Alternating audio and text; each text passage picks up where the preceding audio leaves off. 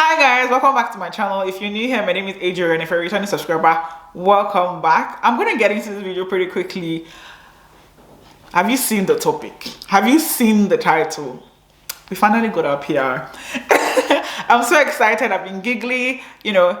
Even if we got our PR 2 months ago, and we just kind of wanted, I'm my husband, we wanted to kind of dwell in it for a while before finally sharing it and putting it out there.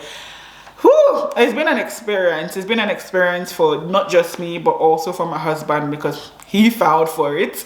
And I've been so excited throughout this. I've just been excited. A bit of backstory. So I came to Australia 2020, and my husband came beginning of 2022. So I've been here longer, but I finished studying and I couldn't apply for, you know, a permanent residency immediately because I did an MBA with majoring in human resources management, and at that point I would have needed to, you know, work for at least a year before trying to apply for the 491, not even the 190.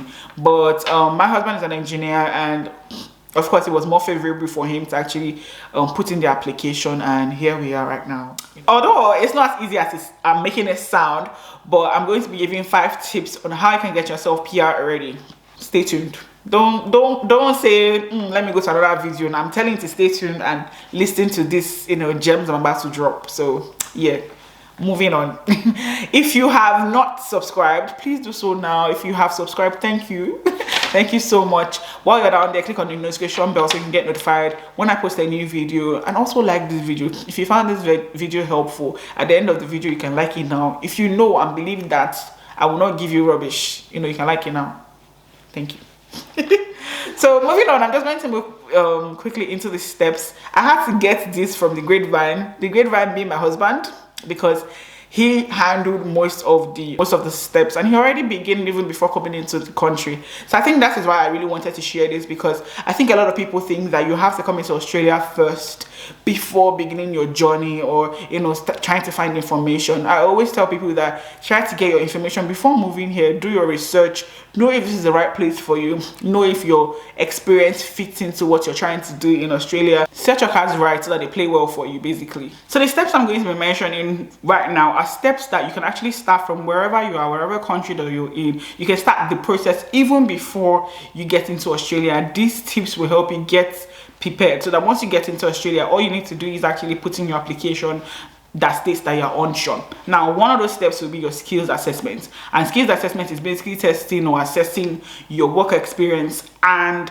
degree. If you're an engineer, you will have to be assessed by Engineers of Australia. If you work in IT, you actually have to be assessed by the Australian Australian Computer Society. I almost got it mixed up there, but you get the drift. Whatever, different occupations, different assessing bodies. Number 2 will be your English test. Now your English test, I would say aim for superior, but then not everybody can get superior. I didn't get superior, my husband didn't get superior, and we're here now. But aim to at least get 20 points in your test of English, or your English test. If you don't get your superior, you can get the next one. I know someone that got, you know, competent and still has a PR now, so, you know, that's the next thing to do. That will be the next step. And unlike Canada, Australia basically allows you submit PT. So you can write the PT.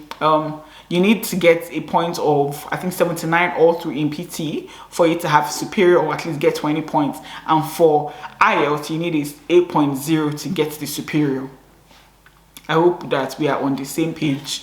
Yes, but some people actually say that the PT is actually easier. So if you have a problem with IELTS, because a lot of people are actually scared and don't like to write IELTS. They're like, oh, do I have to write IELTS? Is there something else I can write? If you're scared to write the IELTS, you can write the PT. A lot of people have actually said, you know, PT was easier for them to write.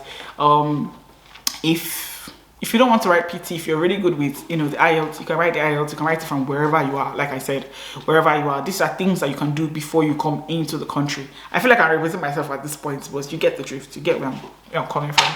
Now, the third thing will be work experience. So even if you're applying, say, as an offshore applicant or an onshore applicant, and you don't want to use your school, you know, of course, schooling in Australia will give you an extra point, but, you know, not everybody is schooled in Australia, or not everybody are coming to school in Australia, especially if you're applying offshore. Having an experience of maximum of 3 years will give you points in your application.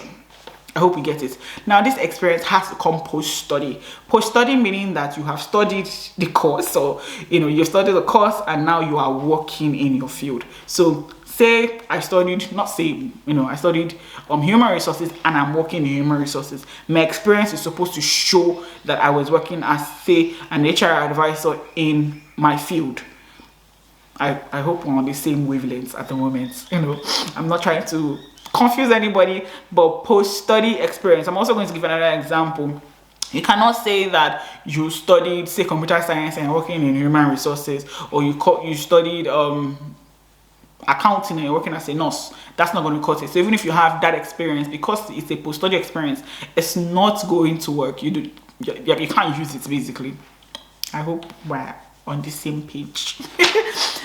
But if you're going to use your work experience, what you need to do is actually get your tax that you will tax from your company. If you're a person that basically worked in different organizations, best thing to do is try to find out if your company was paying taxes on your behalf. If they weren't, try to find out. Try to get those documents from them, basically. Or if they were, get the documents from them. You also need pay slips showing that you worked in that organization. So if you're claiming that, or you're trying to claim experience with an organization, you need to show proof, which is you can show proof through your pay slips and your tax.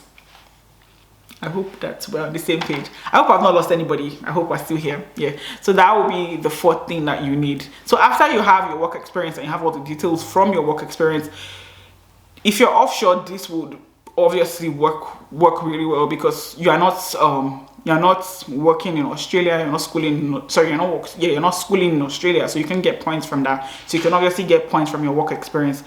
There are some people that do not have work experience but schooled in Australia, and I've put in this application and I've gotten it. I know someone on a personal level that didn't have any work experience, but she studied in Australia and now she has a permanent residency. But moving on from the work experience, we're going to move into the EOI. The EOI is basically an expression of interest in your email account, basically expressing that you want to apply for a particular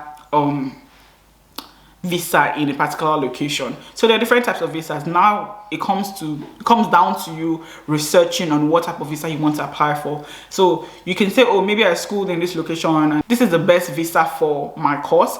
Or you check different other states in Australia. You can check New South Wales, there's South Australia, ACT, that's not Australia, Western Australia. You can check wherever is favorable for your occupation, whichever state has the most favorable point system for you, and then this will now bring you down to where you need to apply to.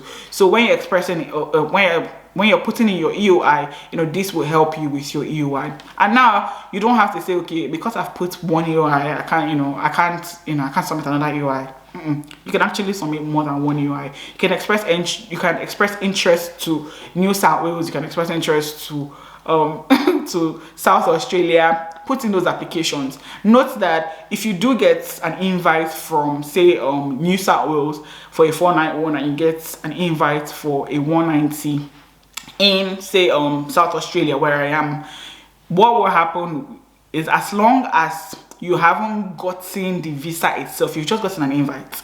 Yeah, once you've gotten an invite, you submit those documents that are needed, but all you have gotten is just the invite. If you get the 190, which is obviously better than the 491, you can decide to cancel your 491 and then continue on with your 190. Don't forget to cancel it too. So cancel the 491 and continue on with your 190.